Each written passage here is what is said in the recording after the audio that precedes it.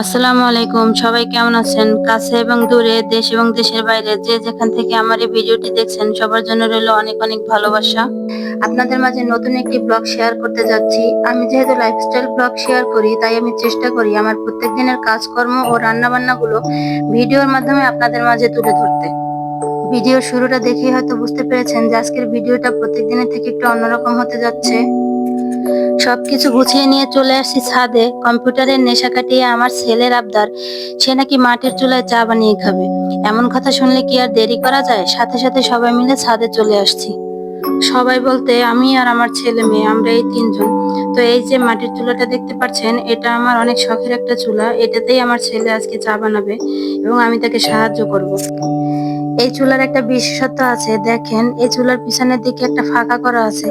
এখান থেকে চুলার অতিরিক্ত ছাইটা নিজে নিজেই বের হয়ে যায়।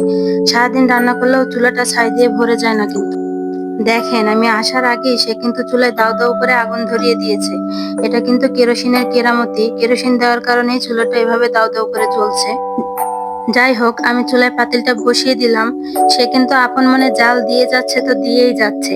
তো কতক্ষণ জাল দেওয়ার পরে পানিটা যখন একটু গরম হয়েছে, তখন সে বাকি উপকরণগুলো দিয়ে দেবে। আমি বলে দিচ্ছি আর সে সেই মতন কাজ করে যাচ্ছে। সে তো প্রথমে চিনি দিয়ে দিল 2 টেবিল চামচ, তারপরে সে পরিমাণ মতন দুধটাও দিয়ে দেবে। ভিডিওর এ পর্যায়ে আপনাদের কাছে একটা অনুরোধ, আপনারা যারা এখন পর্যন্ত ভিডিওটি দেখছেন তারা একটি লাইক দিয়ে দিবেন। আর যারা এ ধরনের ভিডিও দেখতে পছন্দ করেন তারা চ্যানেলটি সাবস্ক্রাইব করে আমার পাশে থেকে যেতে পারেন। আর যারা অলরেডি এই কাজটি করেছেন তাদেরকে অসংখ্য ধন্যবাদ। দেখেন দুধ চিনি দিয়ে দেওয়ার পরে সে কি করছে, নেড়ে যাচ্ছে, তো নেড়েই যাচ্ছে। এই নাড়াচাড়া যেন বন্ধ হবার নয়। যাক, সে তার মতন নাড়তে থাকুক। এর ফাঁকে আমি আপনাদেরকে আমার ছাদে কিছু ফুল গাছ দেখিয়ে দিই। এই ফুল গাছগুলো কিন্তু টাইম ফুল গাছ। এই ফুল গাছগুলোতে সকালের দিকেই ফুল থাকে। কিছু পুদিনা পাতা গাছও আছে, আর আছে একটা পেয়ারা গাছ। এই পেয়ারা গাছটার একটা ভালো গুণ কি জানেন? এই পেয়ারা গাছটা লাগিয়েছি তখন অনেক ছোট ছিল, 2 বছর আগে মনে হয় লাগিয়েছি।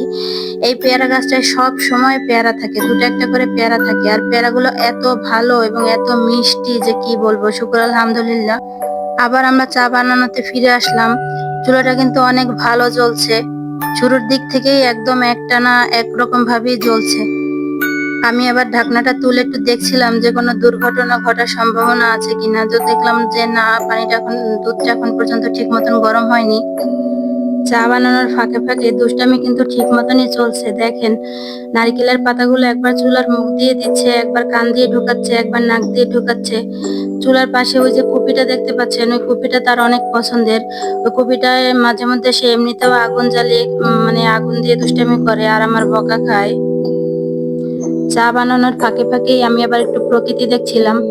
তো প্রকৃতি দেখতে দেখতে যে ভয়টা পাচ্ছিলাম সেই ভয়টাই হলো। দুর্ঘটনা যেটা ঘটার সেটা দেখে ঘটেই গিয়েছে। চুলার দিকে দেখেন, চুলার দিকে দেখলেই আপনারা বুঝতে পারবেন যে কি দুর্ঘটনা ঘটেছে। যাই হোক, কোনো ব্যাপার না। এরকম দুর্ঘটনা আমাদের সবার সাথেই মোটামুটি হয়। চুলায় চা বানানোর বাহানায় বাচ্চাদেরকে নিয়ে যে একটা ভালো সময় কাটাতে পারছি, এটা অনেক ভালো লাগার বিষয়।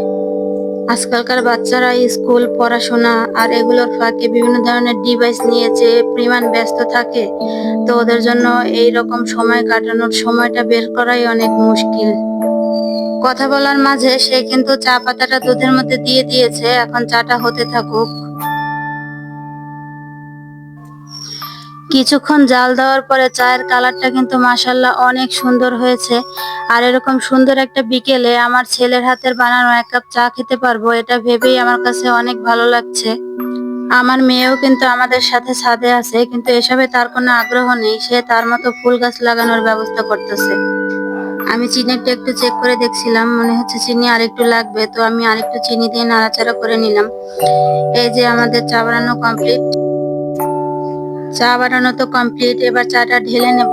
এই কাজটা আমি করে দেব। তো আমি চা ঢালার জন্য 2 কাপ নিয়ে নিলাম। আমি আর আমার ছেলে চা খাবো, আমার মেয়ে আবার চা খেতে পছন্দ করে না। এরকম পড়ন্ত বিকেলে মাটির চুলায় বানানো আমার ছেলের হাতের 1 কাপ চা আর সাথে 2টো টোস্ট বিস্কুট, এর স্বাদ সত্যি অসাধারণ। চা বানাতে বানাতে আমাদের বাসায় একজন মেহমান এসে পড়েছেন। ক্যামেরার পিছনে আমি তাকেও চা দিয়ে দিয়েছি। এখন আমরা সবাই মিলে চাটা খাবো এবং এই পড়ন্ত বিকেল বেলাটা উপভোগ করব। আজকের ভিডিওটি এই পর্যন্তই। আপনারা সবাই ভালো থাকবেন, আমার জন্য দোয়া করবেন। আল্লাহ হাফেজ।